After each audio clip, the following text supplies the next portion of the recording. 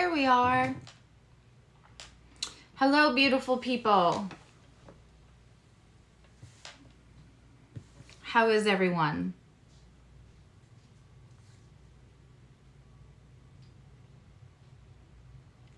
Thank you for being patient.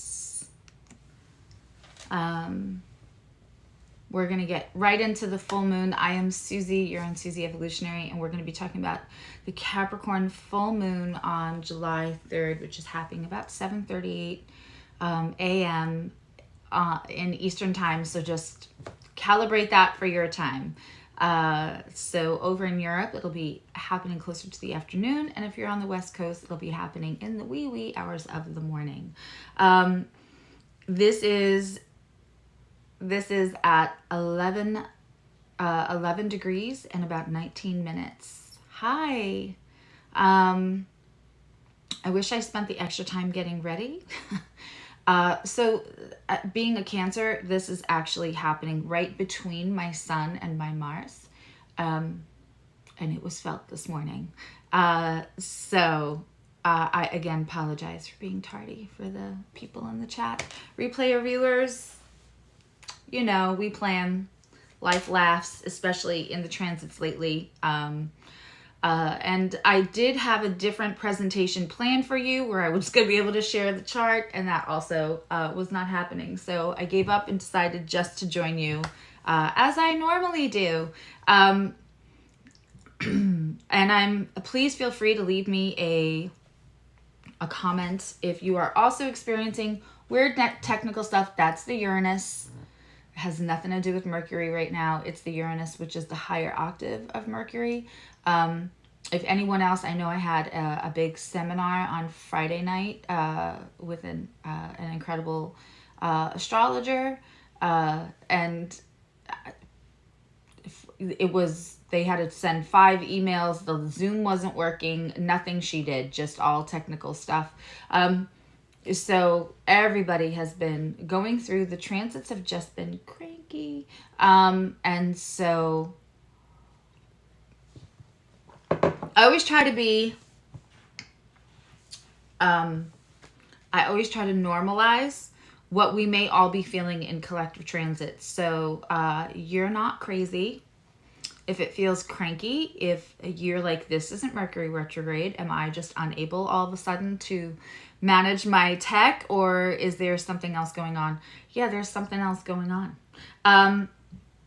So speaking of trying to balance, right? Trying to balance the energies that we can't control. We have free agency. We can control a lot of things, but we cannot control when transits hit us, especially hit us collectively. And so it's a very, very interesting full moon for several reasons. One, this full moon is not alone.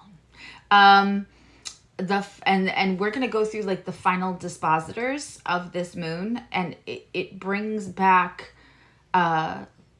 both Uranus can square Mars, and it's also going to bring into the mix Venus and Mars conjunct right now, which they are in Leo. We're going to talk about what house this is happening for you in. We're going to talk about the energies, what it means, what it's asking of you. We're going to talk about the polarity, the balance, the complementing, the complementing energies. Orange complements blue, but unless you're a Mets fan, that's not a common combination we see unless it's meant to really get our attention. When you blend them, they make a neutral brown. This full moon is about blending two energies that seem polar opposite but are actually meant to balance each other, and finding the neutrality. Balance, baby, balance. Finding the neutrality for your own life, for your own mission. Okay, so there are absolute big themes around this full moon. It's also a super moon. which one means if you want to hop out in the middle of the night, especially for those lucky enough to be on the West Coast where it'll still not be sunrise. And even right before it goes directly full moon, if you hop out right before sunrise, you should be able to see this moon.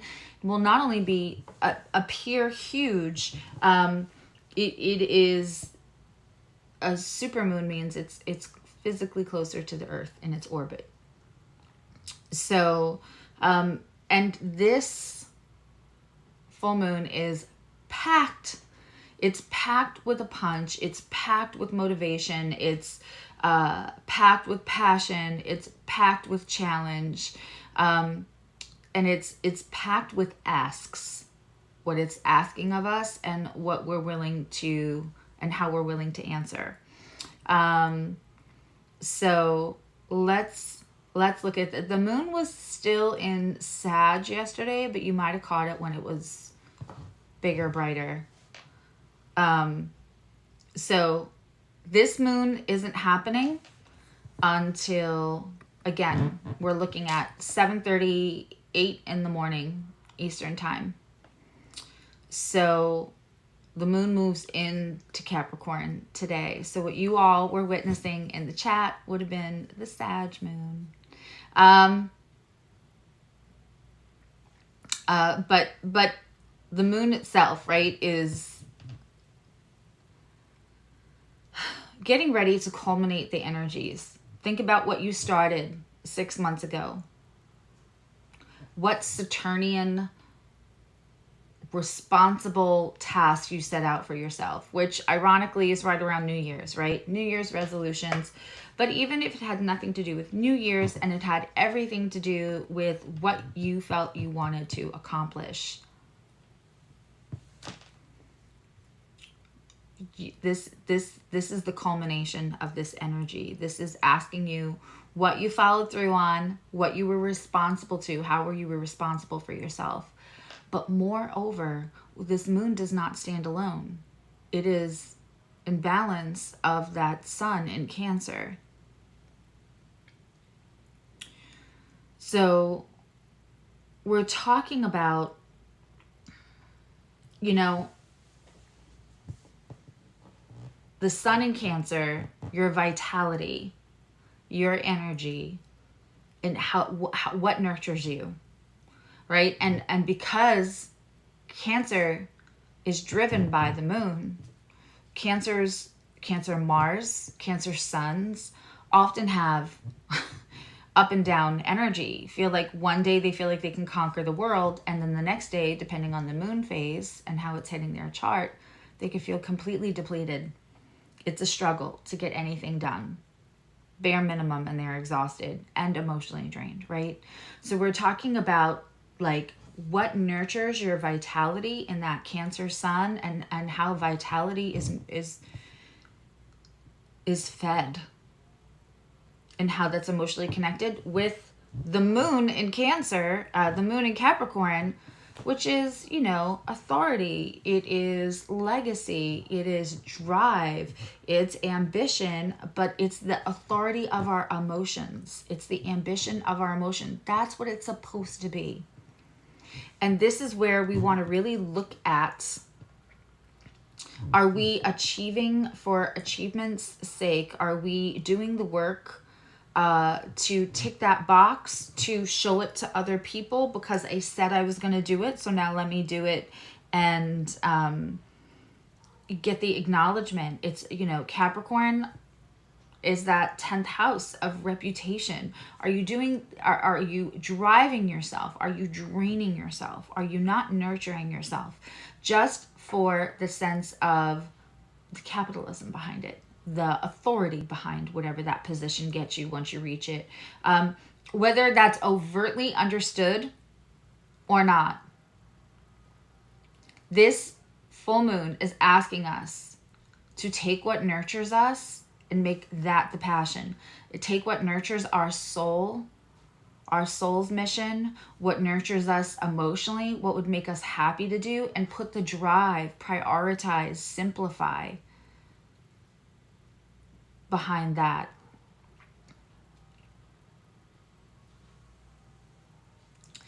This is the part where I was supposed to have the chart, but again, that Uranus is on my Saturn in Taurus, and the Mars is on my progressed Sun. And so it's all squaring each other. It's lots of fun. Which also means my natal Saturn has been squaring my progressed Sun for a minute. So let's talk about what this looks like. I may save, no, I probably won't, because I want this to be available to everybody between now and tomorrow morning, and YouTube won't have it ready for me to edit. But we're looking at, again, the Sun in Cancer at 11 degrees, 19 minutes, and the Moon in Capricorn at 11 degrees, 19 minutes. Now the Sun is conjunct Mercury. So while Cancer energy can be quieter, can be more insular, can be emotional, but still taking care of others, that the fact that the Moon is in Capricorn is going to give it some authority, and then Mercury conjunct that Sun is going to want to speak. It's going to want it. This is deep feelings. This is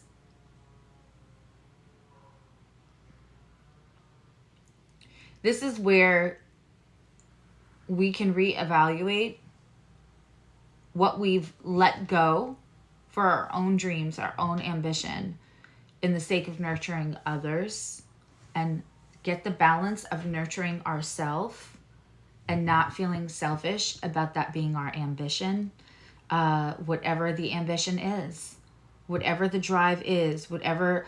Authority does not mean overpower. It means having free agency. It means having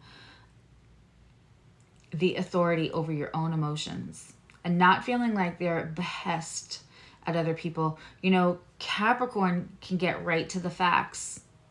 Does this serve our purpose? Does this get us farther down the road? Does this get us to our legacy? Does this get us to our goal? Does this get us to the top of the mountain? It's not that they're unfeeling. That sea goat has their tail in the water at all times. Still an emotional, it's on that, right? It's on that axis with Cancer. This is balance. This is understanding you're allowed the drive. You're allowed the ambition. You're allowed to want to have goals. And it doesn't make you selfish or unnurturing, to find the balance between both. And not only that, but again, make sure those goals are something that's feeding your soul, that brings you emotional balance as well. Because I promise you, as somebody who's held people's hands as they passed, they not once do people talk about an award they got at work while they're leaving this earth. We don't. Is it great? Will it feed your wounds? Can it give you a sense of accomplishment? Absolutely. Can you feel proud about it? Sure. But at the end of our time here, I don't know that that's what fulfills our soul, fulfills our emotional well.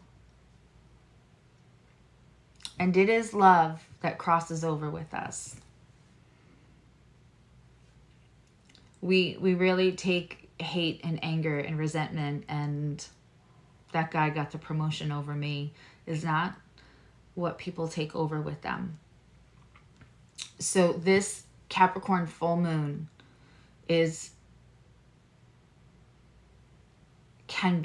it offers a big precipice, a big turning point. And what's interesting is there have been new moons in this last year, and there will be one coming up that I'll say, I don't know that I would regard this as a new moon. I don't know that I would manifest anything on this. This is an excellent full moon for manifesting. I said it. I've argued with people like full moons are a time for closure so that you can get ready for what you want to come in. It's time for a new start after the full moon. But this full moon, manifestation. Because Cancer will feel it and want it and nurture it, and the Capricorn authority, drive, accomplishment will take it and get it for you. Let's talk a minute about the technical aspects of this moon. So we know it's Sun in Cancer, Moon in Capricorn. We know it's at 11 degrees and 19 minutes. We know it's a super moon. It's going to orbit closer to the Earth, and it's going to be big and beautiful. And if you have a chance to see it when it's still dark, it's probably worth getting up, because it's going to feel like the moon in Joe versus the volcano, right? But that energy, think about the emotion that the moon holds, how that energetically and molecularly drives us. I mean, it drives the oceans, which, by the way, we could see some weather. And evidently, according to one of our amazing community members, it is indeed made of cheese. I didn't know that was the technical aspect, but I'm happy to include it. It is, obviously I'm kidding for anybody who doesn't know my shenanigans yet. This supermoon is close to the Earth. It's going to rule the tides. We'll see probably some funky weather. But it also rules the water in us. It also rules our emotional body.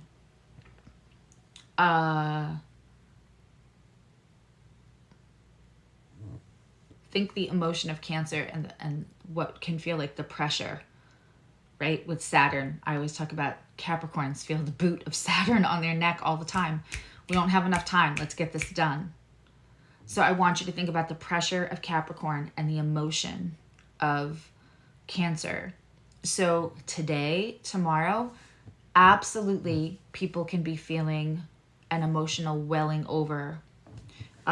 If there were things you haven't said, you might say them. They might come out, they might explode. That might have happened to me this morning. This is, of course, it's heavily aspecting my chart right now, but they're just that moon sun. The moon is where we look for mom. Capricorn is run by Saturn, and that's often where we see father figure, father Kronos, right? Time, how precious.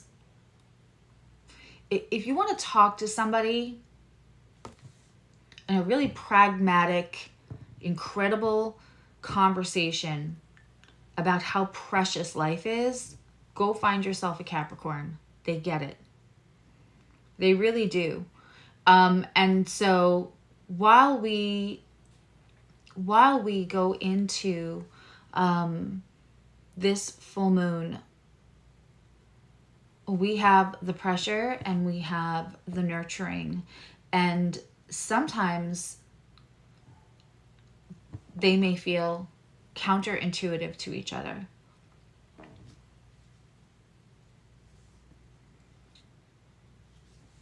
But that is not what this is for. This is for balancing. These are polarities on the same axis. They are truly meant to balance each other.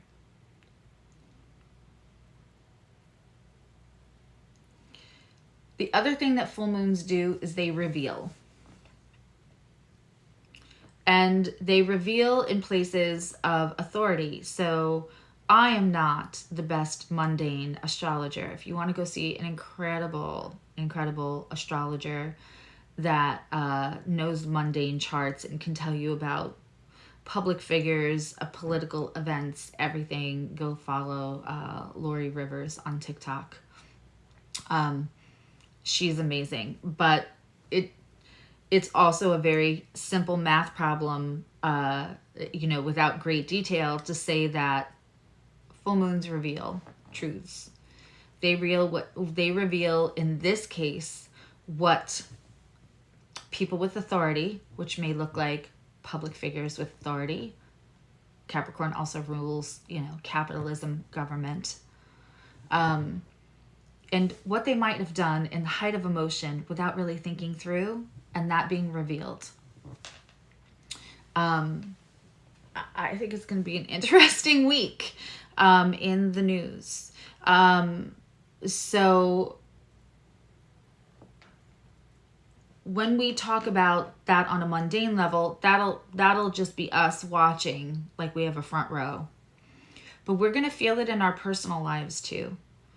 The pressure, the emotion, the revelation, the thing that maybe wasn't said, the thing that you didn't even know you needed to say, the pressure, that there's that one last thing that pops you off.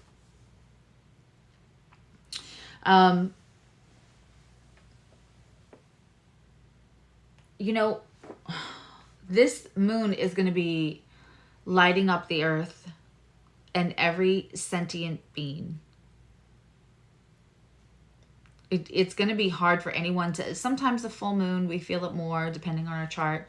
I believe this is one that everyone will feel. And I'll invite the chat and the replay viewers while I talk about some of the words we would use to describe Cancer and Capricorn. And let's not root them in patriarchy, right? And please feel free to contribute your own thoughts on that, descriptors of either. When we talk about Capricorn, that is a sign of fantastic manifestation. It is a sign of integrity, reputation, legacy, achievement. It is also a word I would use is parents. And often we will see Capricorn moons, just Capricorn placements, had to parent themselves early.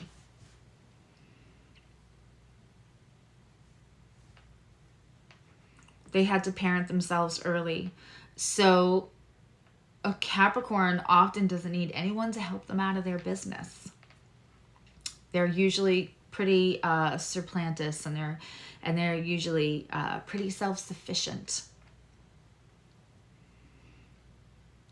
Both signs crave stability. That's an excellent... Somebody in the chat said stability. Both signs crave stability. One craves emotional stability, that they don't see the line between the emotional stability in the home and the home structure itself.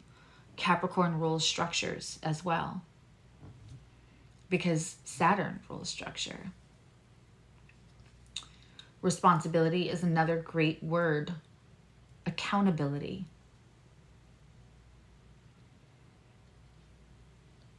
When we think of Cancer, we think of protective energy.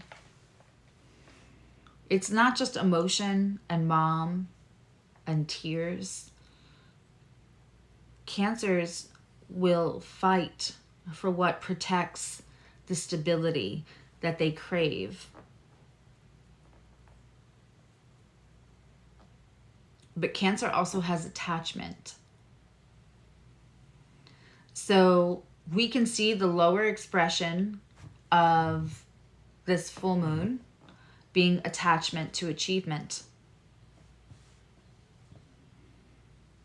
An attachment trying to be pulled backwards by the clutter that Cancer can embody. Where Capricorn wants to simplify, because why lose time? Capricorn would rather spend 5 words being succinct and telling you what they need, and so that you have time to get it done. Time. Where Cancer wants to sit in the emotion and collect things and keep things and memories. One is the past, and one is working on a future to leave. But it's cyclical. One appreciates and can almost live in the past, and the other wants to build a brighter future to leave the next generation, and it will be their past. They are very cyclical together. Loyalty. I would say both are loyal. Also, both are loyal, both value stability.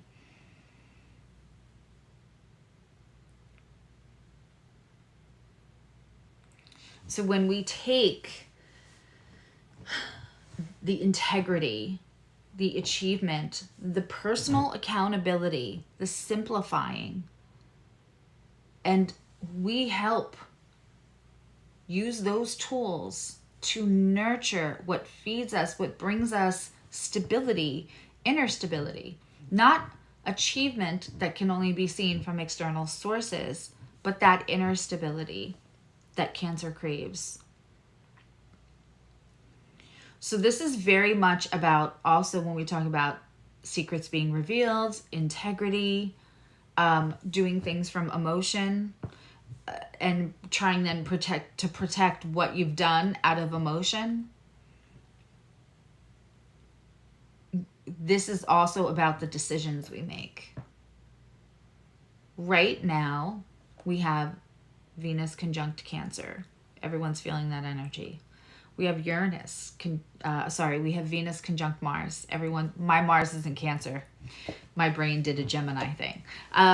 We have Venus conjunct Cancer by Venus conjunct Mars by 3 degrees in Leo. We have Uranus in Taurus squaring that Mars.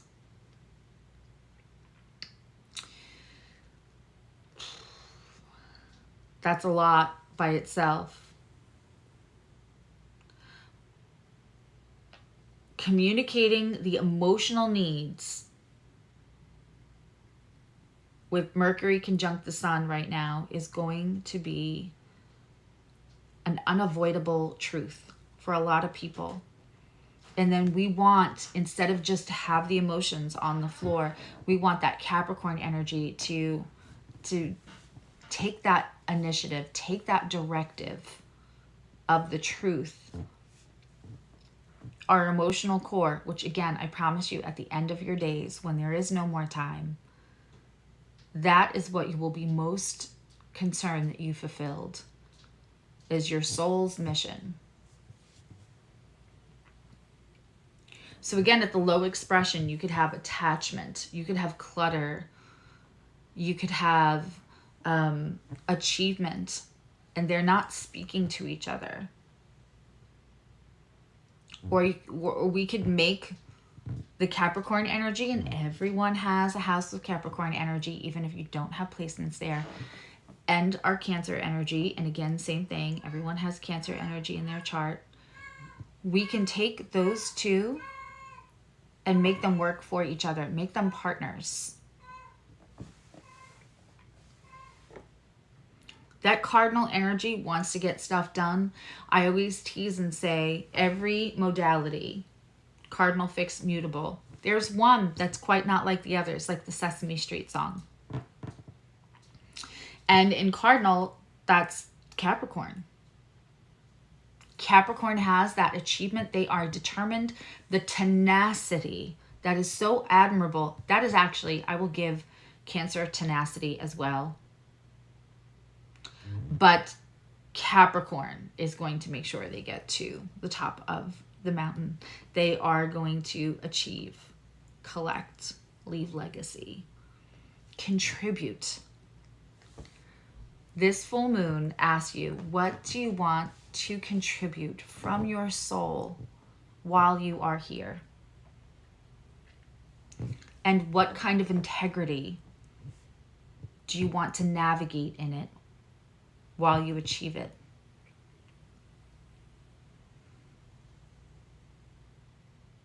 Let's look at the other aspects that are going on here.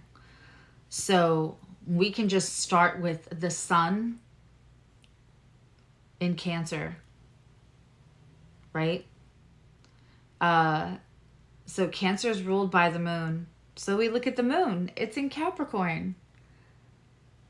So then we have to look for Saturn. Saturn right now is in Pisces. It's in retrograde. And it's trining the moon. It's trining the sun. It's sextiling the moon.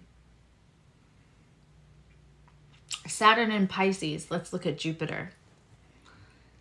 Jupiter is trining in Taurus, the moon in Capricorn. It's sextiling the sun. So Jupiter in Taurus, let's look at the ruler of Taurus. It's Venus. Where's Venus in Leo? Conjunct Mars.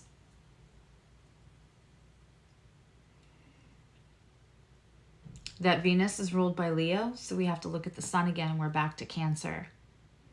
So even though I understand the moon is at 11 degrees and 19 minutes, and those other aspects of Mars conjunct Venus and Uranus are at 21 degrees, 23 degrees, those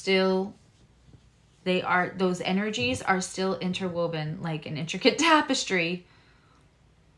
So that's a lot for all of us going on, is it not? And then that Venus that's conjunct a Mars is squaring Uranus.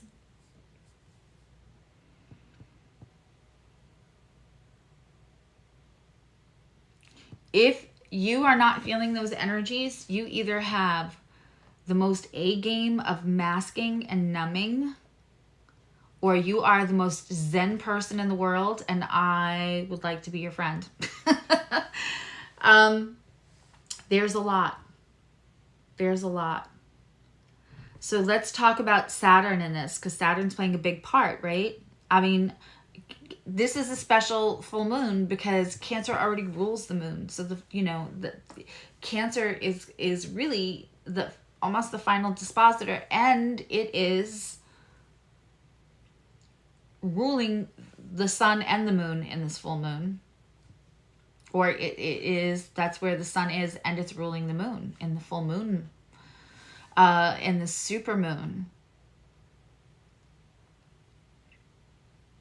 Which can bring a lot of balance to the energy in some way. But it might be a little uncomfortable for Capricorn. And then, of course, Saturn's a huge player in this. And we go look at Saturn. It's in retrograde. It's in Pisces. It wants us to be, and again, in a full moon where we're going to have revelations, secrets. Saturn wants us to be accountable and responsible to something. Now, in our chart, that plays out different because it depends on the sign, depends on the house, depends on what it's talking to.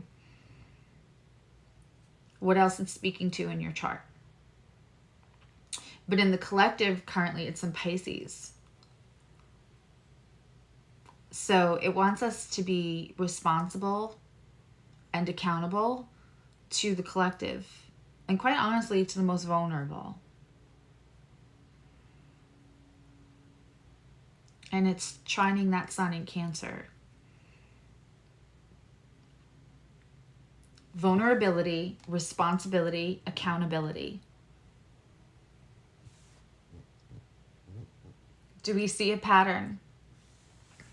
This full moon, if we harness the energy, if we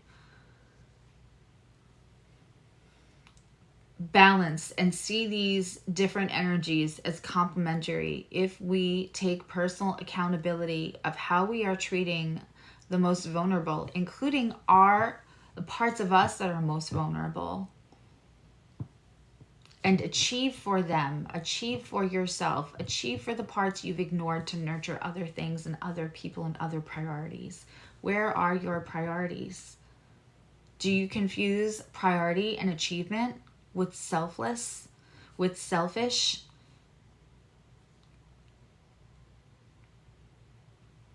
Sometimes self-care is allowing our priorities to be top 3 in our list instead of other people.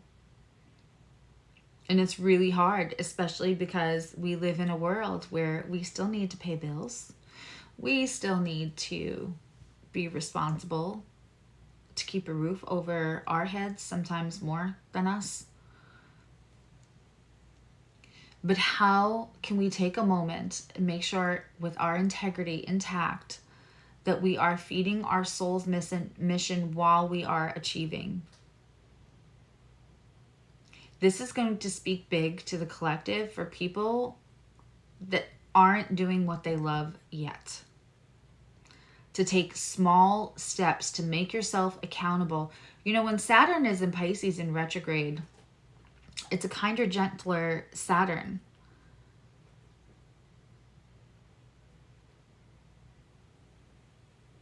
And it's in retrograde. It's not telling you to break the rules. It's telling you how you can rearrange the rules in a way that's kinder and gentler to yourself and to others. Pisces at its highest expression has so much wisdom. And Pisces at its highest expression understands that moment of it is the last sign, right? It is the last portal. It's rumored that if you have Pisces in a very late degree, Sun in the 12th house, that you may be living your last lifetime. When you find, that's very rare, but when you find those people, they're usually extremely wise. It's kind of a mastery of not just life and the mundane and the tasks and the paying bills, but it is at its highest expression, it is a mastery of that unconditional love for ourselves and for others. And that is what Saturn is asking us to remake the rules and to be responsible and accountable for.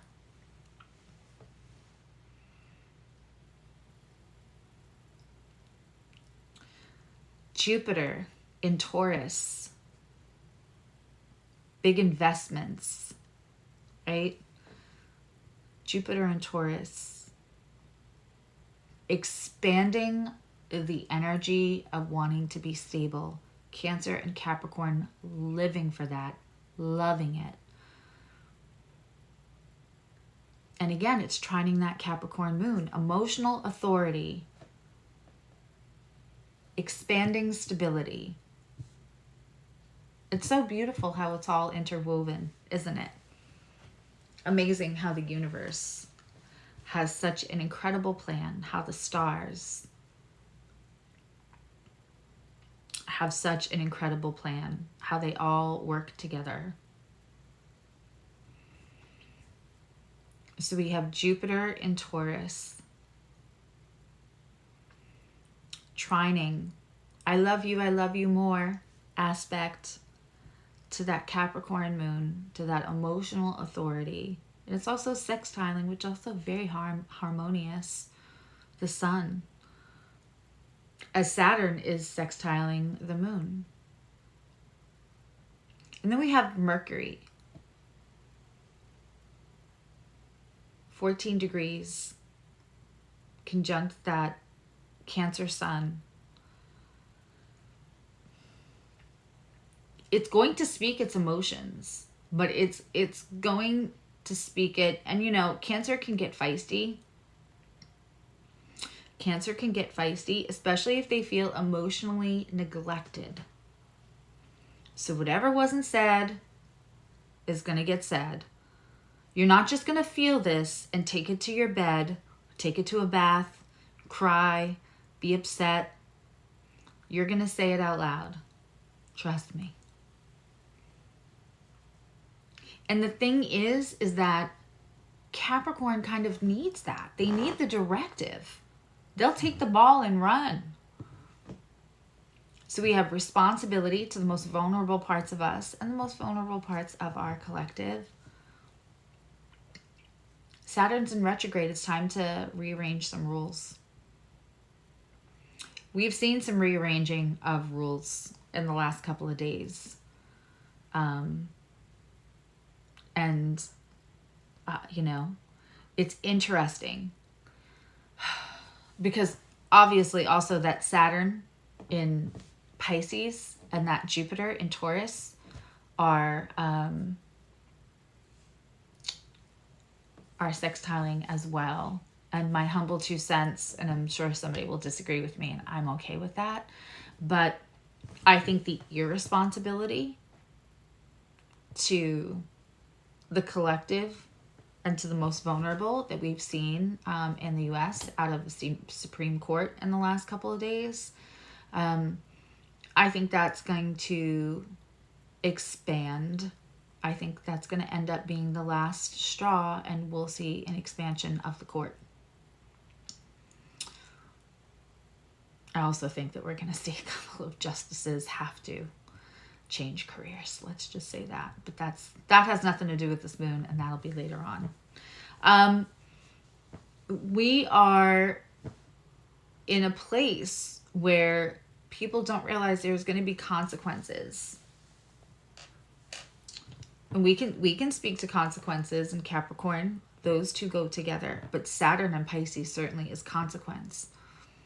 Saturn is consequence. Jupiter and Taurus, how are you expanding that bottom foundation? And we think about our justice system here in the States. That is the rock bottom foundation. That is where the buck stops. That is the bottom layer, the foundation, the stability of our justice system. I think it'll be interesting to see how the consequences of right now play out. But take that Leo, Venus, Mars conjunction, passion, self-worth, this gorgeous, gorgeous full moon that is asking you to be responsible, to feed your soul, to give what emotionally balances you. Do you ever see somebody that's a high achiever and has zero emotional internal balance, and normally if that follows, then they don't have external emotional balance either in their environment.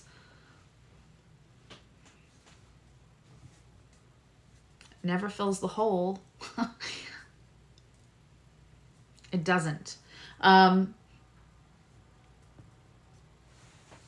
I want to talk about, I have all of my notes. I was up most of the night really wanting to make sure that I didn't miss anything, because again, this full moon, I don't think I've done a full moon special since Scorpio. I skipped the Sag full moon. This full moon is incredible. Again, what are you being called to contribute? What feeds your soul to contribute? What do you want? I saw somebody else quote Beethoven, who was a Sag, not a Cancer or a Capricorn, but what he said about leaving behind his music is that he felt very called to contribute everything that he was meant to contribute before he left this earth. That is a very Capricornian statement. I'm sure he had some Capricorn in his chart, being a Sagittarius. That, again, is what this moon can be about. Instead of what are we achieving, what are we just stacking our bills to get through, to cheat time, to feel pressure, what do we feel completely called to contribute before we leave this earth? How do we get on track for that? This full moon is so pivotal to all of us. To all of us.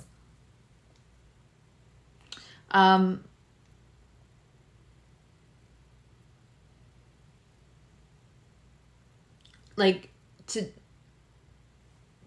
do the work, set the goals. Capricorn's so good at that, right? It's what we do for New Year's resolutions during Capricorn season, right? We set goals. But there's a difference between setting a goal that feed your soul and setting a goal because you want to look good by a certain date.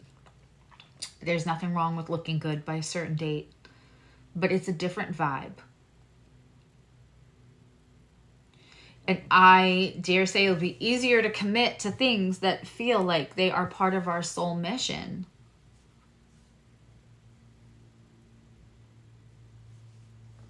That's beautiful.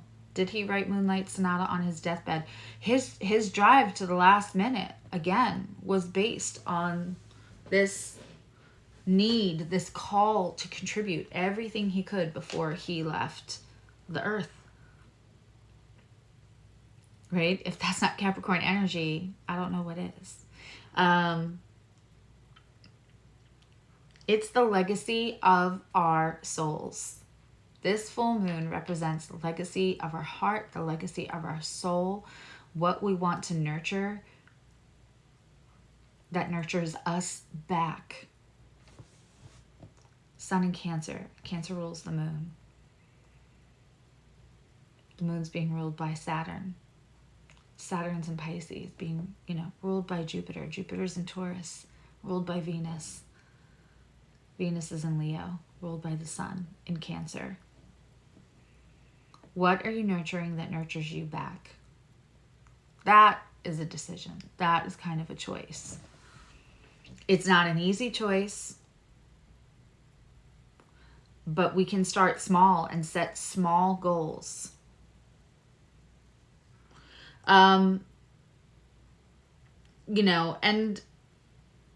Saturn ruled moons can also be about karmic cycles. Who listening feels like since January, everything's been rough? Who has said out loud to themselves since January, I'm good. I've learned all the lessons I need now. I don't need another lesson. I would like to just have things flatten out a little bit.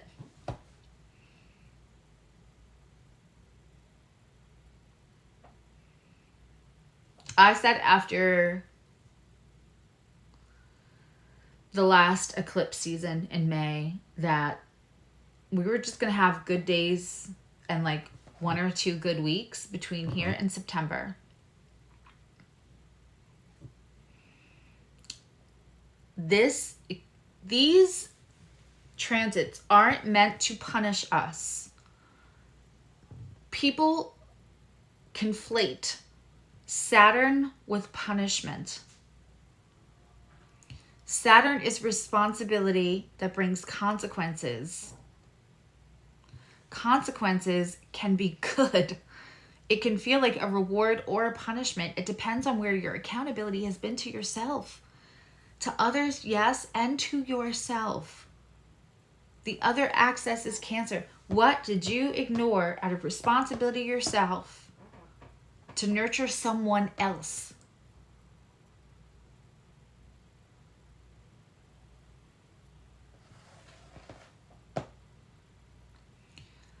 Karmic cycles aren't just, they're not here to punish us, right? If we look at Saturn as punishment, then that energy feels like being stuck in a bog. It feels like walking through swamp.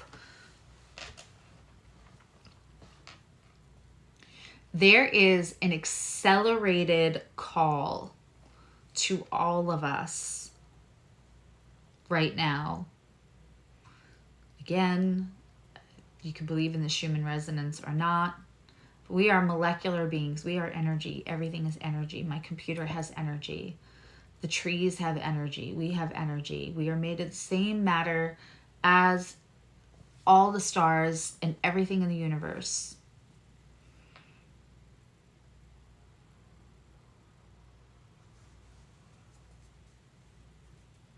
We have a lot of water, like the ocean. Everything is energy.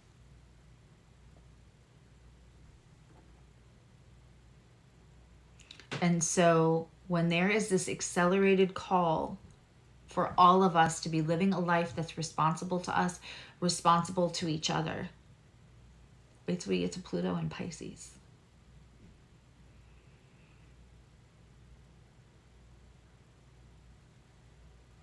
These shakeups, these changes, these transits are necessary to create change. And I think a lot of us listening in the chat or in the replay would agree we need change. We see that there's a big need for change around us. There's more of us that believe that there's change needs to come in a more responsible in a Pisces kind of way, right? There's far more of us than there are of the 1%ers. That's why there are only 1%ers. Those top tier people that would like to keep the structure as it is because it financially benefits them.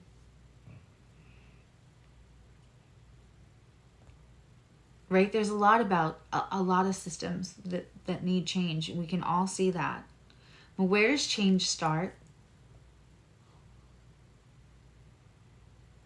It starts with us. Silence only favors the oppressor, right? So until we can put that change in us, sometimes it's hard for us to stand up for change outside of ourselves internally, because on some level, subconsciously, we know that we're not even being responsible to ourselves, to our own missions, to our own vulnerability. The change starts within us. I know that's corny, but this full moon is so beautifully giving you the opportunity to do that. Karmic cycles. Don't just be resentful of what you've had to go through for the last 6 months. Look at how you can weaponize that to your benefit in a way that feeds your soul, that is responsible to the most vulnerable part of you. Take those last 6 months and see what you unavoidably had to see. Unavoidably.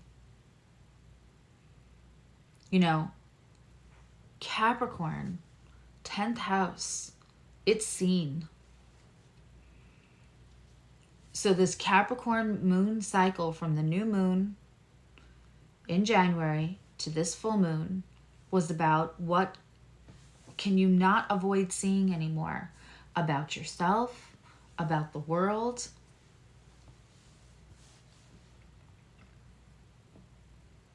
Set small goals. This is an excellent full moon to manifest on, and it's a great moon to manifest money in even, because again, when we look at those dispositors, we have Venus and Leo.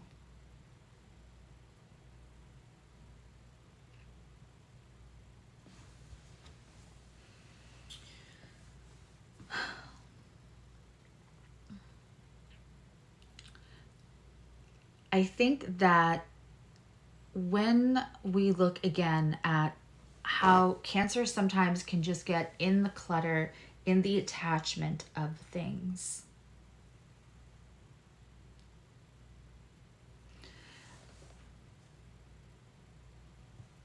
Capricorn can simplify it for us so that we can achieve it.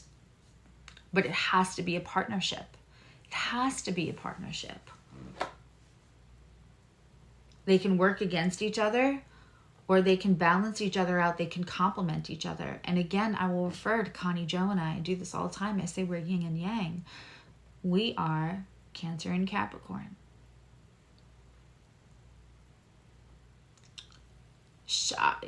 I can take things and expand upon them and clutter almost.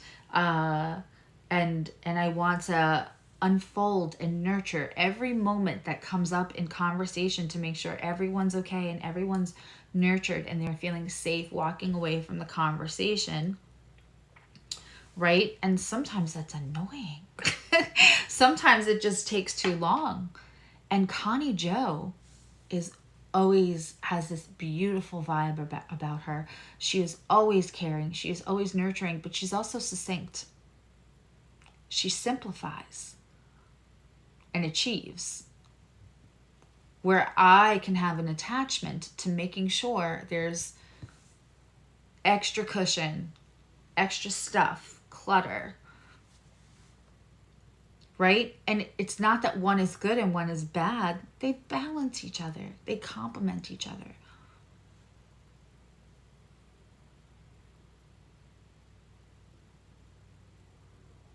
Capricorn is the structure. Cancer is the home. You need both. You need to put structure to the home. A home is anywhere. You could live in a cardboard box and make it a home. And a Cancer can. A Cancer can take a crab shell and make it a home.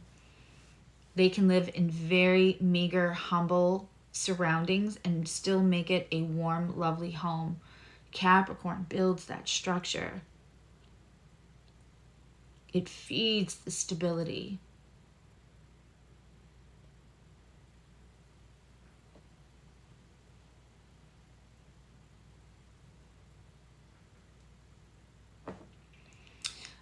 I see lots of questions. Hold the questions. We're going to go through what house this is in for each sign and how that might affect you. And then we're going to talk about how you can manifest. And we are going to... Thank you, Maj. Maj just said that she's still completely blown away from the Jewel session. She had a Skywalker evolutionary session with Connie Joe and I. It was incredible.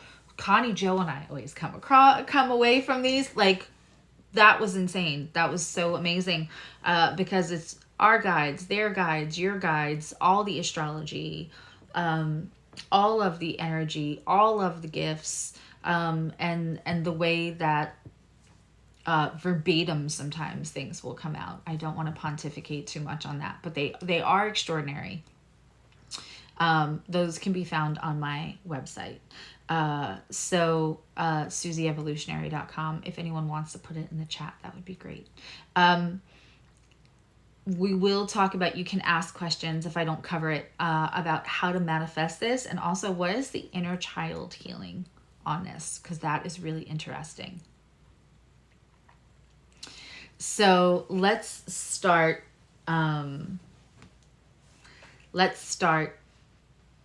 with Aries. If you are an Aries rising,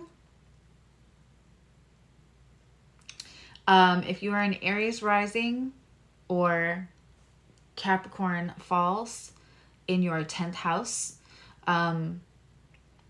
this is going to be a 10th house moon for you, which is incredibly powerful, right? You also have Venus and Mars in the 5th house then. You're going to have Uranus in your 2nd, but also Jupiter in your 2nd house, depending. Those could fall in your 1st and your 3rd, depending on where your rising is. Hopefully everybody knows their rising. So around 11 degrees of Capricorn, whether that falls in your 9th, 10th, or 11th if you're an Aries rising. If it falls in your 10th house, this is very, very powerful. Is your career killing you, or is it feeding you? And how can you harness the power, the reputation you've already built? How can you move through integrity to achieve career-wise? You know, you could have Sag on your MC if Capricorn's in your 10th house. It's very possible. You can also have Capricorn on your MC. Either way, we have Jupiter or Saturn ruling that career house, and this full moon falling into it. Man, what ways are you bleeding, and what ways are you nurturing the achievement that your soul wants to leave behind? This is a great time to write a list of what you've contributed to a work situation if you don't work for yourself. What have you contributed to your work situation where you have not been nurtured back? Where have you nurtured at your job where you have not been nurtured back? How do you change that? How do you set goals? Because right now with Venus and Mars in your house of luck, risk, it might be a time to put your resume out. Go on Upwork. Go on Align or Alignable. Go on LinkedIn. Network. Use that 10th house of being seen. Emotional authority. And of course, the integrity of making sure what you're looking to leave behind is feeding your soul, is balancing that 4th house, that you're not ignoring that 4th house and the people in it for the sake of achievement.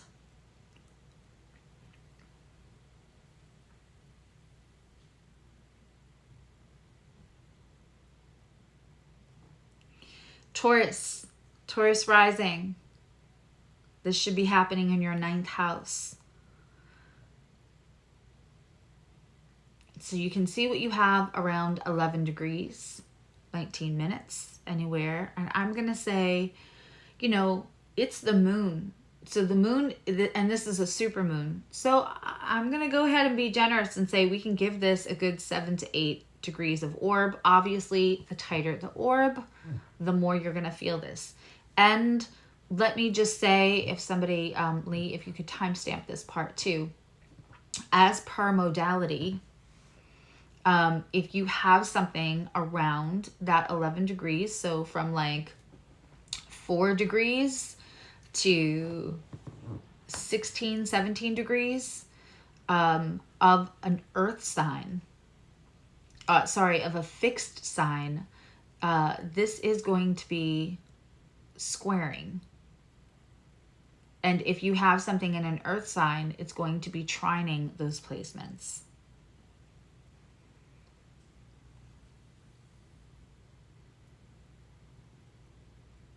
Got it?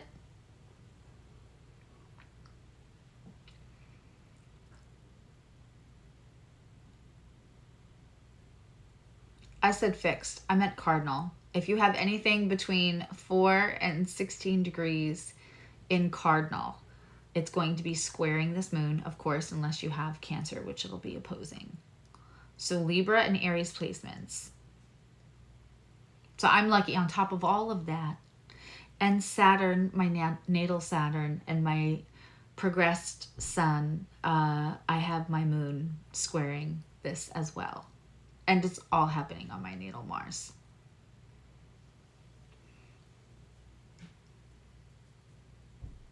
So if you have cardinal energies between 4, I hope you're all writing this down. Again, this is supposed to be a presentation. That didn't happen.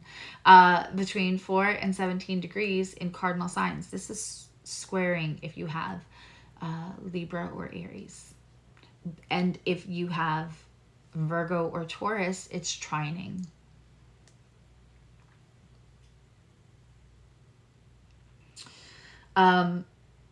Taurus, this is happening in your 9th house. The polarity, the balance between your 9th and your 3rd. For a lot of you, this could be expanded education. This could be going to get an extra certification, continued education. It doesn't have to be a PhD because it's in the 9th house. It is learning. It's expanding who you can be before you leave this earth based on philosophy, knowledge, whether it's a paid for certification or degree, or whether it's opening yourself up to learning.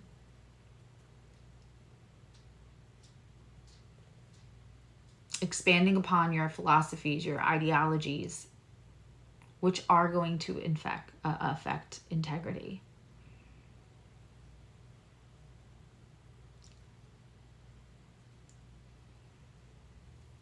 Taurus, that also means that you're going to have that Venus conjunct Mars in the 4th house. So there might be arguments at home, and there could be money to be made from your home.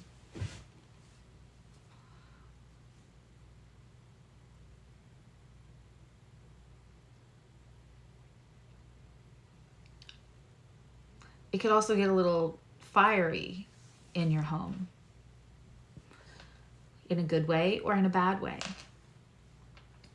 But it's going to affect your self-worth. What is your self-worth? What do you feel like you need to fight for in your self-worth when you're home? Sorry, not when you're home.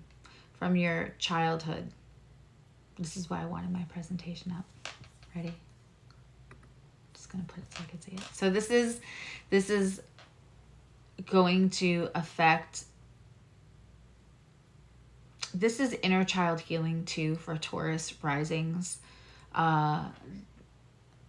This is going to affect what you didn't pay attention to, that you've ignored, that you didn't want to deal with, that you would rather stay in the comfort of what was available to you, how you've stayed stagnant rather than kind of peeling back the layers of some childhood stuff. What kept you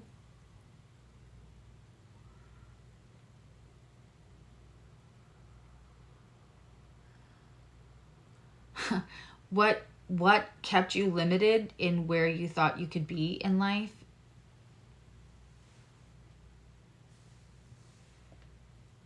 Because you don't feel like you think or speak in a way that commands authority.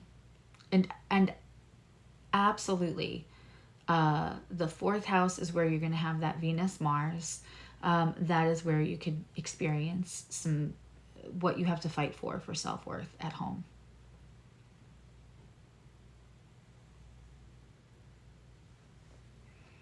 The inner child healing for Capricorn risings is absolutely relaxing how you had to parent yourself and allow nurturing, receiving nurturing. For Taurus, for Aries risings rather, for Taurus rising,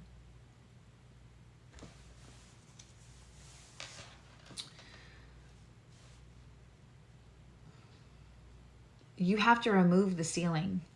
You have to remove the limits.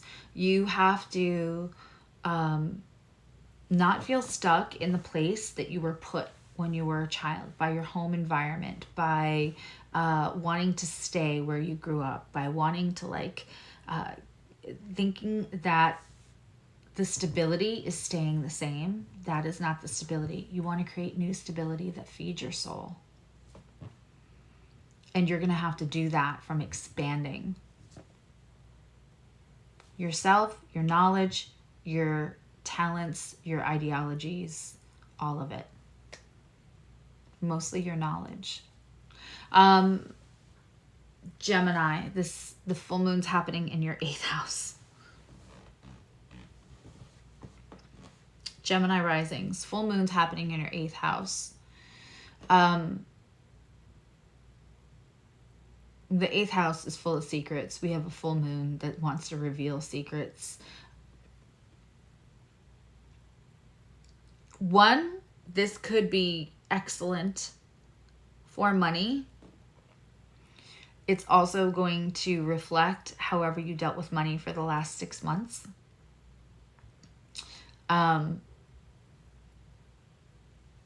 If no one's heard, the IRS has this plan to like hire like 80,000 new agents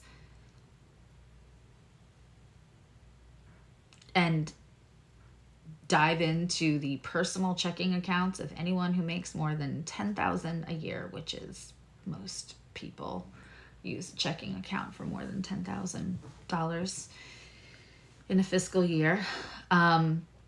So if you've not been dotting your I's and crossing your T's with taxes, also, you might want to do that now. You might want to make sure that you're not on that list. If the IRS hasn't heard from you, if you haven't processed, if you're late, if your extension got extended again, those kind of things. That sun is in your second house of resources. That part is really beautiful. How do you nurture your resources? How do your resources nurture you back? And where are the truths? What are the things you've been trying to maybe avoid or distract yourself from?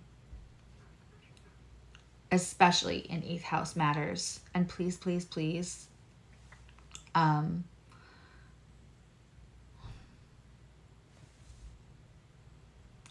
take care of your psychological self. Take care of your mental health and your emotional health. And look where you have support. And where you don't have support, you need to say, I need support. And that Mars-Venus is in your 3rd house.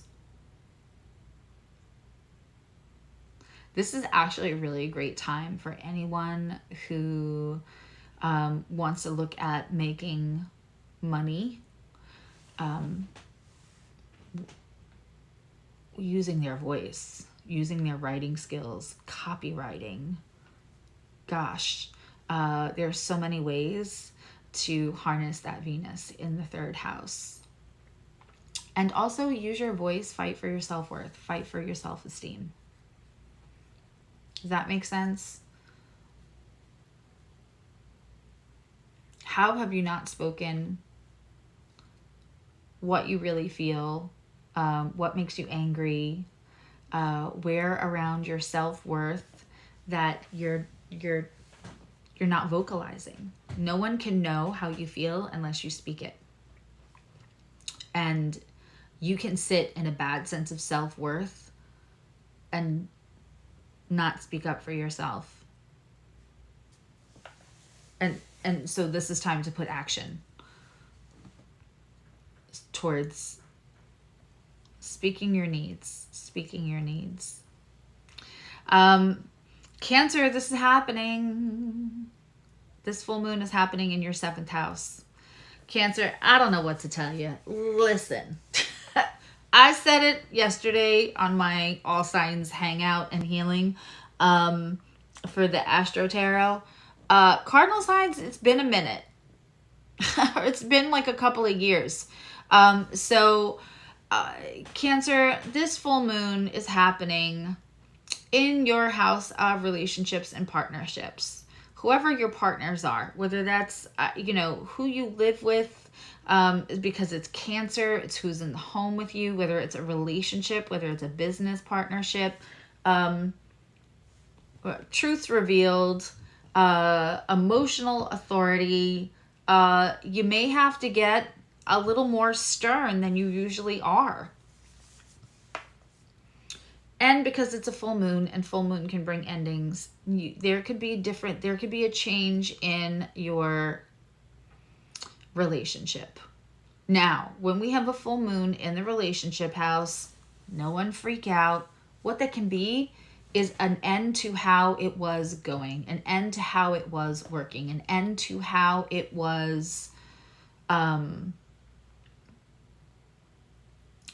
whether there was equality or not. And I hate to say this for Cancer risings, Cancer placements in general, but Cancer risings are going to feel this in the 7th house. That Cancer sun is in your 1st house. And it is often that in that house of equality, right? It's the house of justice also, the seventh house. There's supposed to be reciprocity there. There's supposed to be balance. If a Cancer is one of the counterparts, unless you have found the most amazing relationship, Cancer rising too, you might be giving more than you're getting. And no relationship is 50-50. I think I literally said that in my first YouTube tarot video. No relationship is 50-50 all the time. It's percentages. I think Brene Brown said it beautifully when she said her and her husband have the system where when they come in, they give their percentages. Where are you at? I'm at 10%. That's all I have for you today. That's it. That's all my bandwidth. That's all my energy. My day before I got home was terrible. I've got 10%. Today I have 60. Right? So nobody's also expecting 100% in the house. But when you are Cancer rising, it's very possible that in that seventh house, you don't even expect to get more than 20. And now maybe the of that truth, that full moon.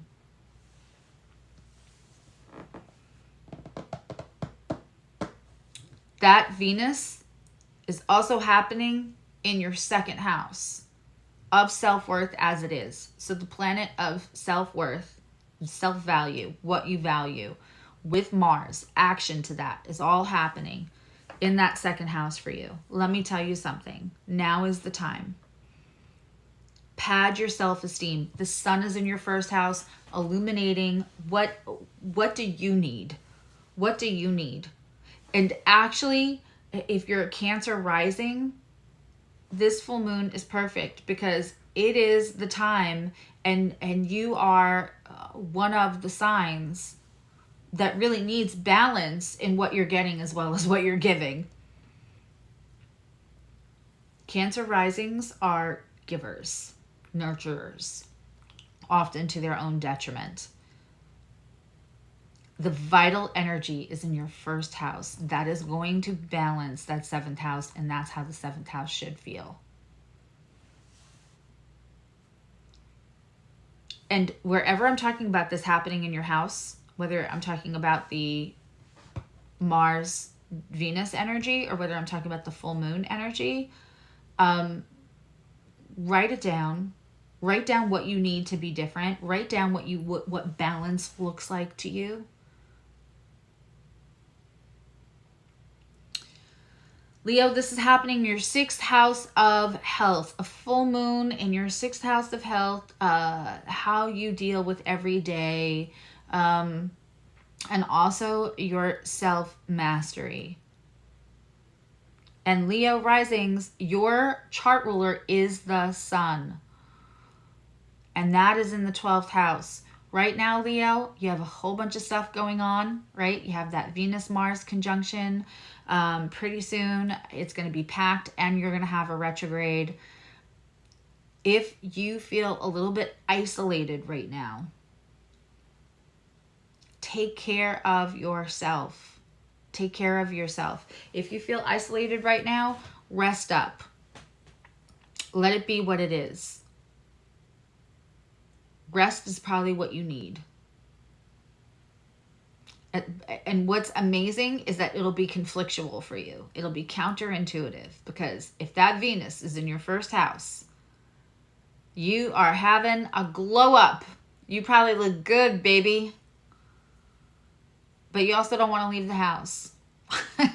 Rest. Take selfies. Take them for yourself. It's a beautiful time to go get a haircut too, especially before Venus retrograde. But right now, for this full moon, it's about self-care more than anything. Leo risings and the healing on this for you truly is what inwardly feels like it feeds your soul. Where has any integrity been compromised for the sake of acknowledgement?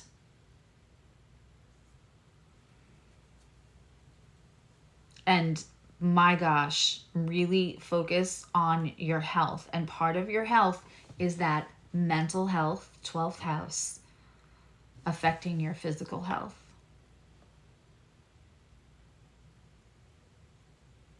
So much self-care, not just because Venus, you action on making yourself, self-esteem about you. You don't need to be seen all the time right now. Take the rest and write down your goals for your health. Write down your goals to have, 12th house Cancer Sun, or Cancer Sun in your 12th house. Write down your goals to let go of attachments to approval. Big time. Virgo, this is happening in your 5th house. So you have a full moon in the 5th house. Yeah, you could have arguments with your kids. You could. Anything you haven't said. I don't feel appreciated. Blah, blah, blah, blah, blah. Virgo risings. The sun is in the 11th house. So you could feel a sense of community. You could not feel it at home, maybe. You could not feel it from your children. You could also feel like any kind of risks you took, Virgo rising, especially any risk that you took that doesn't speak to the best of your integrity. It could feel like it's maybe going to be revealed, or you might feel like you want to reveal it yourself before somebody else does. 11th house, internet in the sun. 5th house, risk. On a very revealing full moon in Capricorn of integrity, authority. Just a heads up. Being honest with yourself, letting go of the shame of anything you did do out of survival mode. We all have a survival mode. Anything you did out of survival mode that you're not super proud of, or you feel like might bite you, you're going to have to let go of the shame, because if it does come out, or even if one of your children come to you and say, hey, I remember this from 6 years ago and I feel like that messed me up, or you didn't handle that well, you're going to have to nurture both of you in that situation. You're going to have to nurture both of you in that situation, and you can't shame either. You can't shame the child or the person that you feel responsible to for speaking their truth, and you can't shame yourself for being in survival mode. You're going to have to meet that moment with nurturing and integrity. Now, the Venus is happening in your 12th house with Mars. You, Virgo, may feel like you are struggling that no one else is seeing your self-worth. There may be anger around it. You may feel misunderstood. You may feel like people misunderstand what you want to be thought worthy of.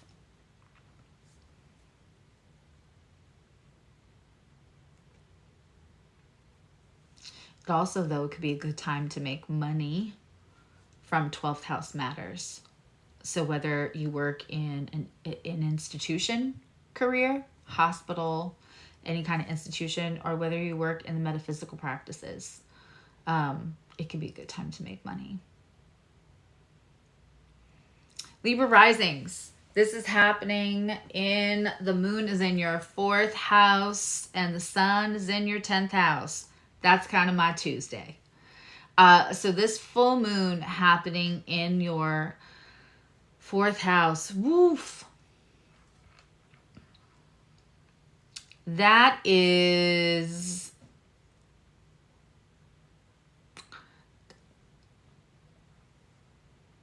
There's going to be it's perfect for Libra risings, because the balance of having the emotional authority in the home and the energy taken from that 10th house Capricorn career public, that is going to create actually really beautiful balance.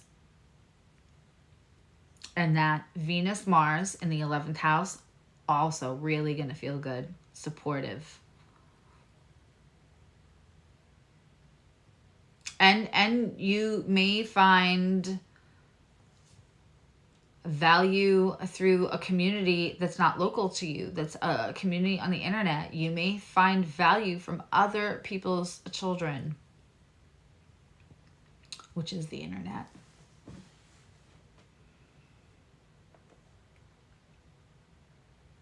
I love you are so supported, Libra risings.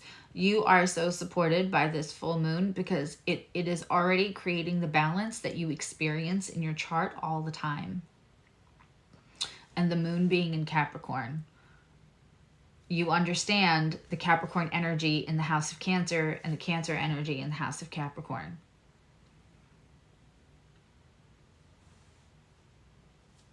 Harness that balance. Harness that balance. And, you know, you're going to want to write down how you have authority at home, quite frankly. How you have emotional integrity and emotional authority at home. And how you don't sacrifice home for the job. And you're pretty good at that already, Libra rising. I really just feel like Libra risings, this full moon is supporting the energy that you want to embrace anyway. Scorpio, the full moon's happening in your 3rd house. Gosh, Scorpios are like the vault. I really hope this full moon, this revelation, the truth, everything comes out of your mouth. Because for Scorpio to feel like its secrets are being told, that's trauma. For Scorpio to feel like it's being told on, that feels like betrayal and more trauma. They like their private space. They like their space where they can keep everything safe. I love the idea that this, for the full moon, for the revelations, for the truth, for the enlightenment that is happening in your 3rd house, your throat chakra, your house of communication. Gorgeous. Love it. 10 out of 10. Chef's kiss. So now you just have to say it. You have to speak it. And that sun, that Cancer sun, what you need to nurture in that 9th house.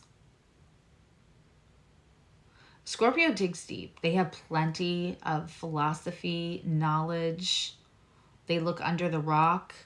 You are going to use that and let it energize you, Scorpio risings. Let it energize you.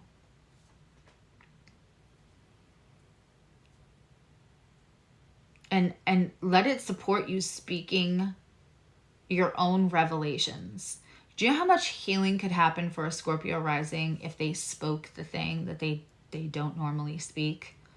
If they let the truth come out?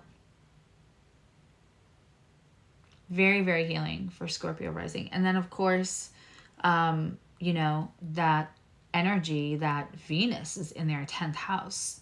Action and career. This actually can be a really great full moon for Scorpio risings. I love it. Write down your goals for what you no longer want to keep shoved down.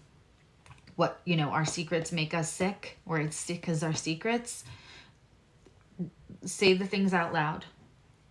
Even, you know, if they haven't, this is a time to feel safe in that. Sagittarius, the full moon's happening in your 2nd house. Revelations about your resources, your self-esteem. And the sun is in your 8th house. Now, Sag kind of, you know, Sag risings can kind of not love conflict. But the revelations that are going to feed their self-esteem and be energized through the 8th house, you know, I don't mean to make you cry. I hope you make you cry because you feel understood and seen. Make sure, Sag risings, that you're not trying to avoid the truth when it comes and bites you. you're going to be possibly energized by the truth. So if you want to like be like, I don't have to see that, I can't deal with that, I don't have the bandwidth for that, that might drain you. That might drain you. But also you're going to, if you don't choose to, I don't see it, la la la la, you're gonna have some resources. You're gonna realize there's some resources that you weren't taking advantage of, and I love that for you. And that Venus in the 9th house, again, more knowledge, more, don't turn your head to anything. This is an excellent time too for Sag risings. What are you teaching? Where can you step into a place where you are sharing the wisdom of Sagittarius? Let me tell you something. Sometimes I see and kid around and say, and I'm kidding around, people, but that Sagittarius is everything that Capricorn boasts that they are. They just kind of like, Sagittarius just walks around, breathes, and knows things. And at the same time, trying not to know things. Each sign has their own internal struggle, right? Scorpio wants transformation, but they want to keep everything secret and safe. They're fixed and they want to stay still, and but they also want deep transformation. Sagittarius breathes and knows things, and also sometimes just doesn't want to know things, doesn't want to consider it, doesn't want to have the conflict of it. And so here is where that balance, here's where that balance is really going to be beautiful for Sag, because, the resources being revealed, you're going to have to let the secrets energize you, learn what, those resources in the 2nd house that moon's going to reveal could be about you making money through sharing what you know, teaching on some capacity. Please look into that, Sag risings, because I love this for you. Capricorn, of course, this full moon is in your 1st house. Be careful a little bit about weight gain, what you indulge in the next couple of days, Cap risings. But this is balance, which is beautiful, because when we talk about Capricorn Cancer, that we think home, career, right? Where you spend your time away, what you're trying to build, and the people that you're building it for, possibly. And then, but this is happening in your 1st house and 7th house of relationship. Different, but same. So this full moon is for you to take accountability. Look at where you're at. Look at who you want to be. Look at who you've been trained that you think you have to be. Look at how you parented yourself. Full moon in the 1st house. I bet you any money, Capricorn risings, you're a survivor. I bet you any money that you feel pressure often. And I bet you any money that there is a sense of time in parenting yourself. That parenting yourself, man. How, with that sun energizing, that vitality being in the 7th house, Capricorn risings, how are you receiving nurturing?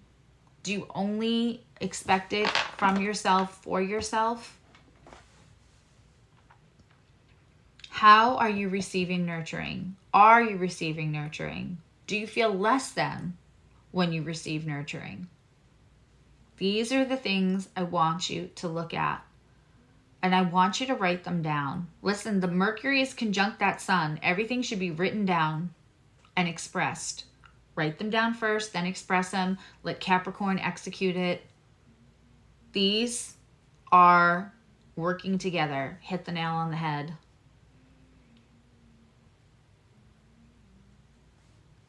Capricorn risings had to be self-sufficient early on and have felt responsibility and don't often look at whether that's nurturing themselves Is it even good for your health? Is it great for relationships? You're so used to parenting yourself, you might parent other people.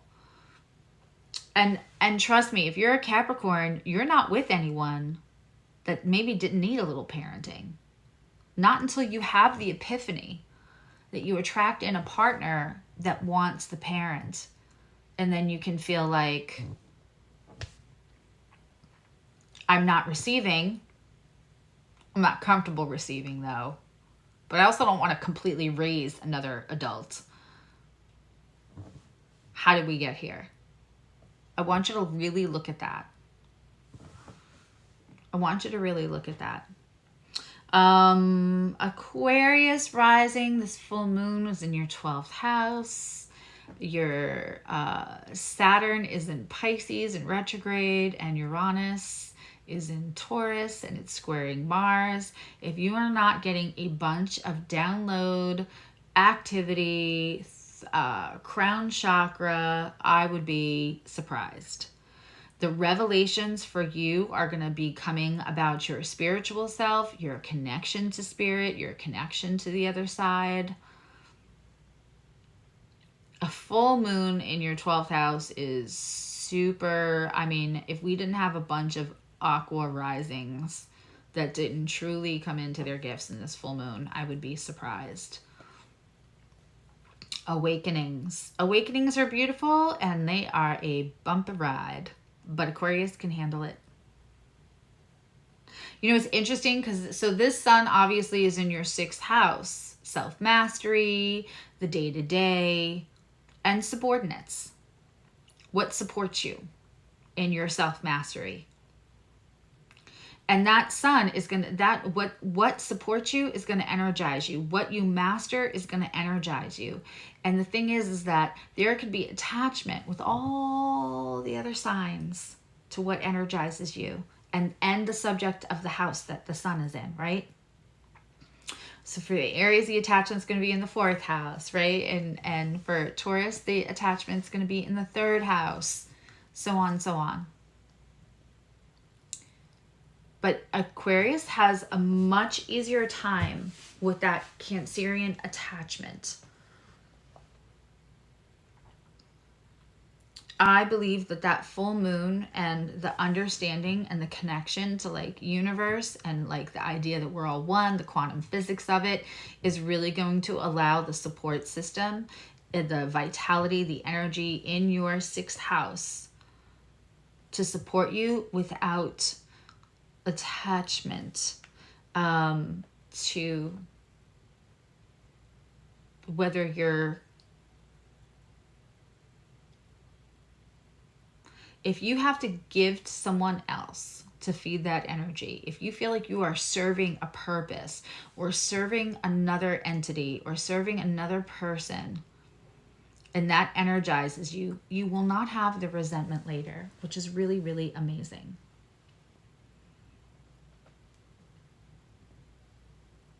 And that Venus and Mars is happening in your 7th house.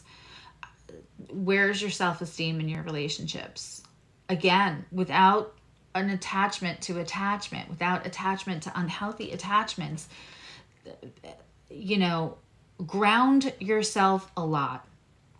Capricorn will give you the energy to. And this full moon is being led by Saturn, which is one of your rulers. Ground yourself a lot, Aquarius rising, but honestly, this is another sign where I feel like this is an excellent full moon for you. And that Venus and Mars can be a lot of fun in the 7th house. Again, that Venus-Mars can be spicy in a good way or in a bad way. But with seeing it objectively, the way Aquarius risings will, I think it'll be a good way.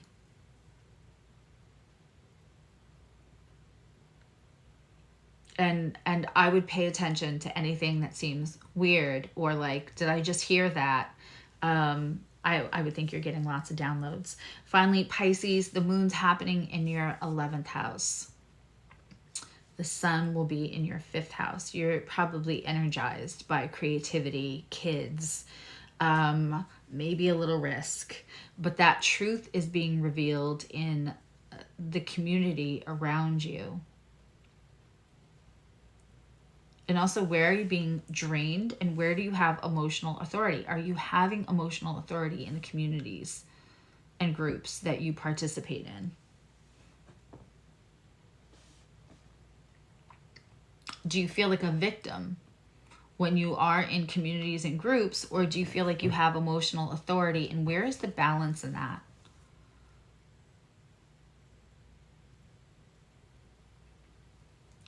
Where do you have to let go? Where do you have to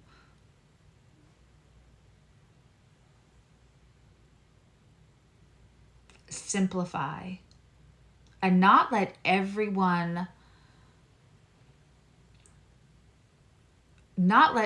influence you or drain you?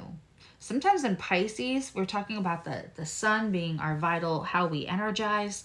Sometimes when Pisces is out with too much community, on the internet too much, in big crowds for too long, they can feel drained.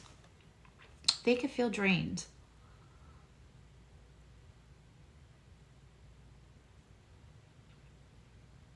And of course, that Venus and Mars is happening in your 6th house.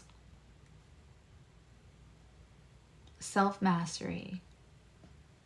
Day-to-day, take the passion, put the action in a small way. Routine is so good for Pisces because they have that cotton candy Neptunian energy. You can send me an email, May.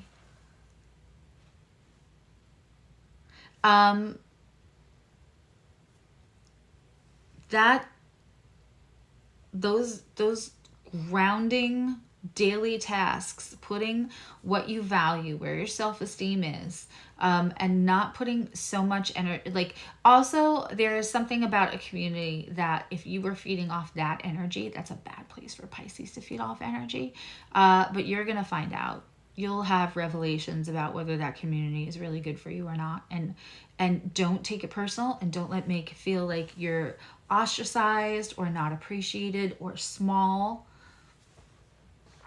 You're supposed to take that energy and balance it and understand that you can contribute to that community, to those groups, but you don't have to let it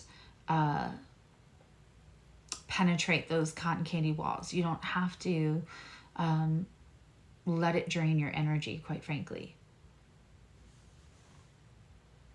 And there is put action towards your self-worth in the little tasks and make small goals. Pisces is big.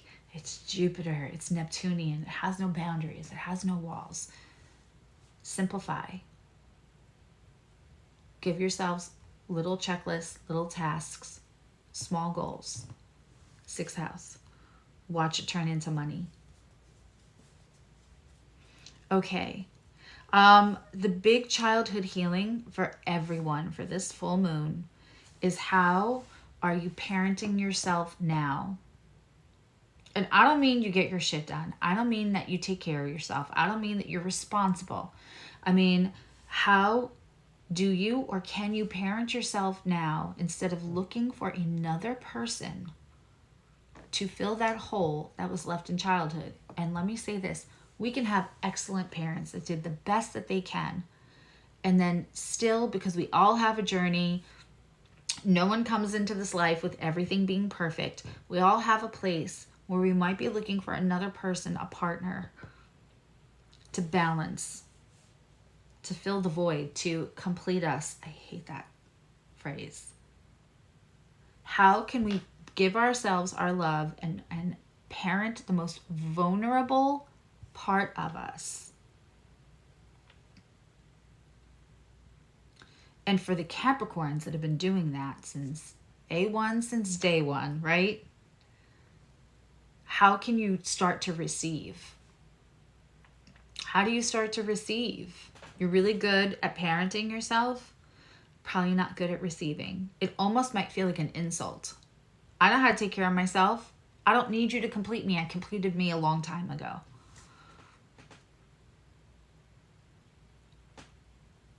So the Capricorns, they need to receive the energy. They need to receive the nurturing. They need to let somebody else actually nurture them.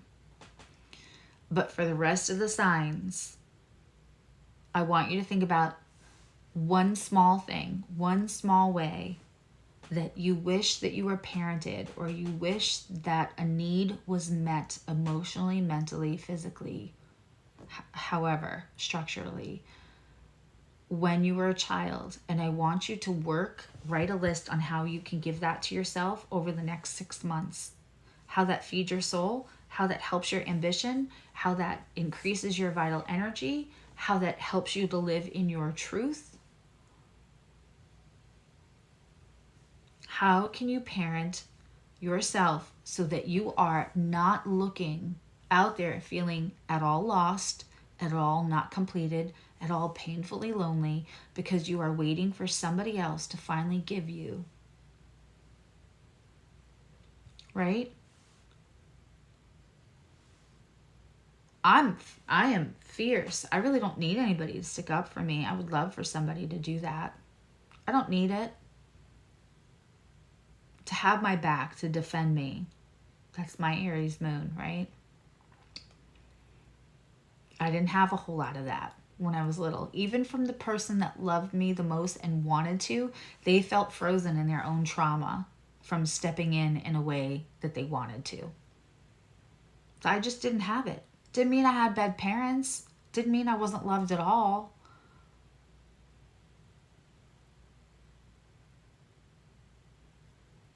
How do we create situations to try to call in another person to give us the thing we were missing in childhood and help parent the inner child that's still unhealed? How do we unconsciously create situations in our lives that want to call in another person to fill that void, parent the inner child in us that was not fed in any certain way?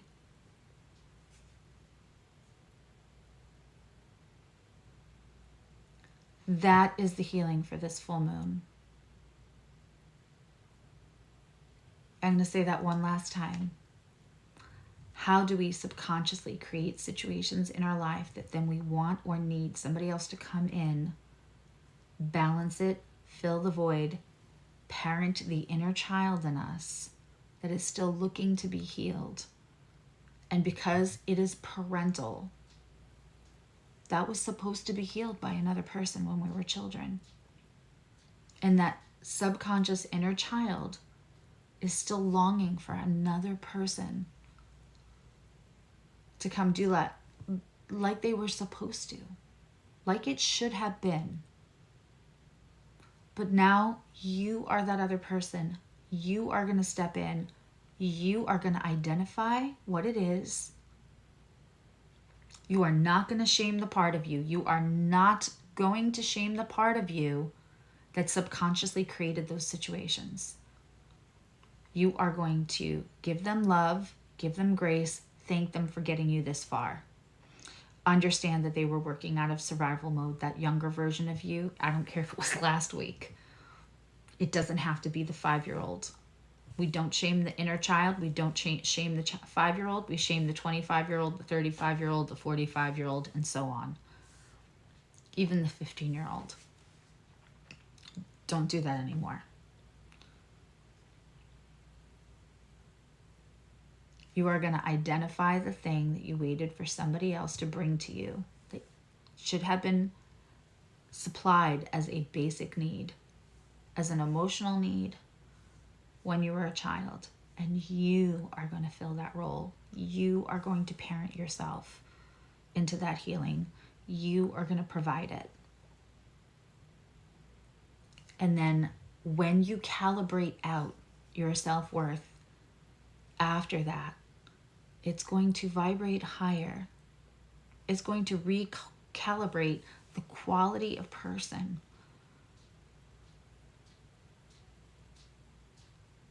Imagine two healed people, or two people actively healing themselves, knowingly, consciously, not subconsciously, consciously, actively in the midst of healing and wanting to be responsible for that for themselves. Otherwise, we get these codependent Cancer, Capricorn relationships where one parent is overparenting, one person is overgiving, and they both think that's the same thing, and it's not.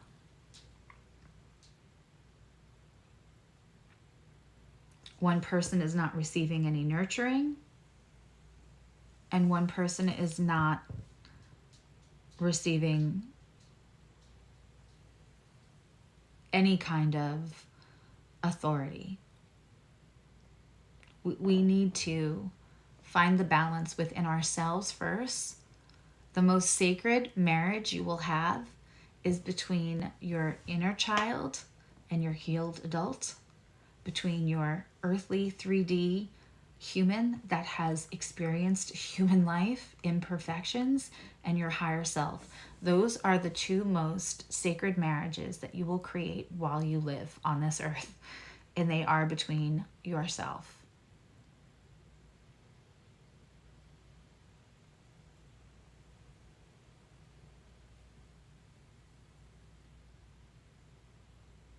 Okay. Do we have any questions? Manifestations, while I wait for the questions to come in. Manifestations, this is full moon water. If you want to make full moon water, you're going to help it facilitate you taking an ending to things that no longer serve you. You're not going to use it to create new things. You are going to manifest goals that support your energy the way it most needs to be nurtured. That's going to be different for every sun sign.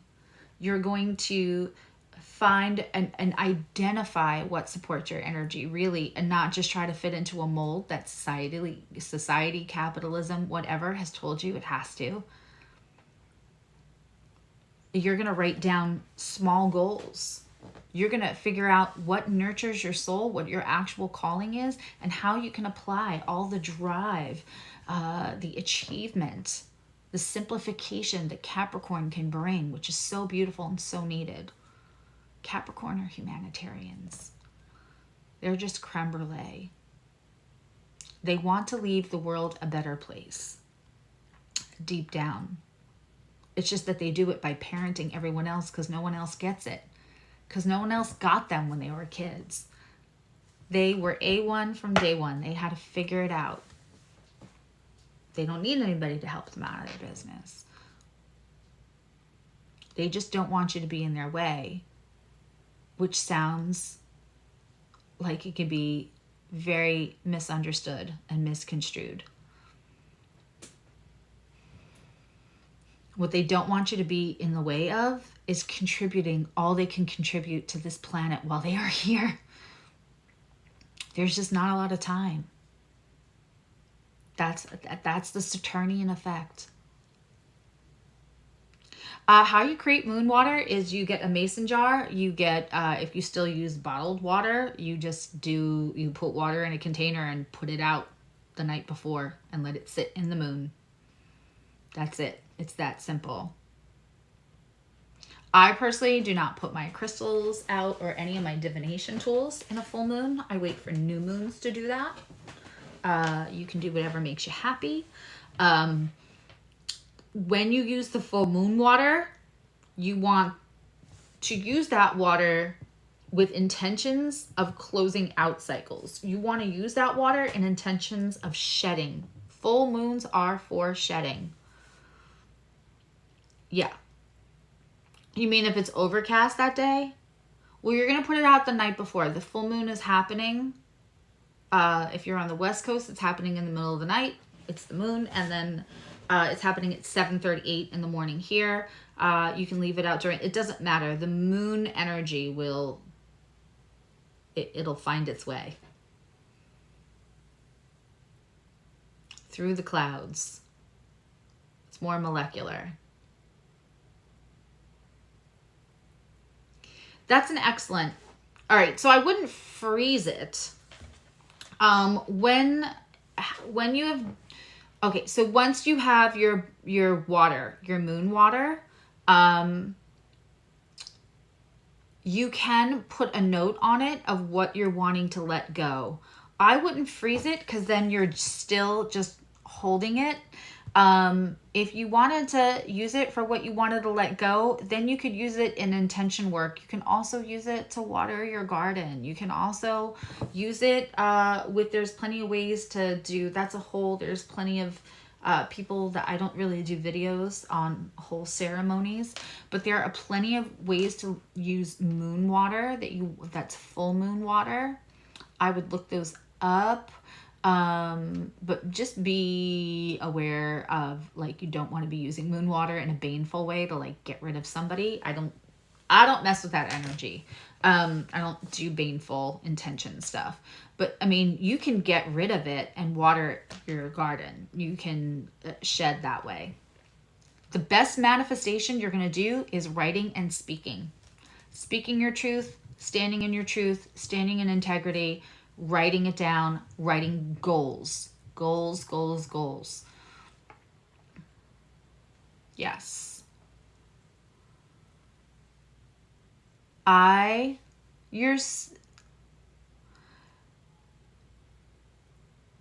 Yeah. I know you would never do that. I'm saying watch. If you're looking to another creator, spiritual person, to show you intention work with full moon water, I would just, before you watch that one video, I would just take in the kind of work they do. And if it sounds like they do baneful work at all, I might not use their suggestions with what to do with my moon water. That's what I'm saying. I don't think you guys would do that. I don't think that's what this community is about. But what I'm saying is that I would just, before you just watch one person's video on full moon water, especially full moon water and what to do with it and how you can use it in intention work, I would just check their pedigree and make sure. There's nothing wrong with people who do baneful. I just wouldn't that's not something I would step my toe in without having full knowledge of all the energetic things that happen with it. So I'm just saying that. I'm not saying don't ever do it, because that everybody is going to practice how they want. I'm saying if I don't have any information, if I'm not well schooled on it, I'm not just dipping my toe. I'm not just trying it out. It's not a can of worms you want to open unless you know the name of every worm and how they operate. I hope this was helpful. I know at some point it got slowed and intense. Feel free to play it back. Speed up the... you can speed up the video so it doesn't take as long. I love you. Now you love you. If you have any other questions, you can email me. I have to run. I love you all. And I'm grateful for your time. Bye, everyone.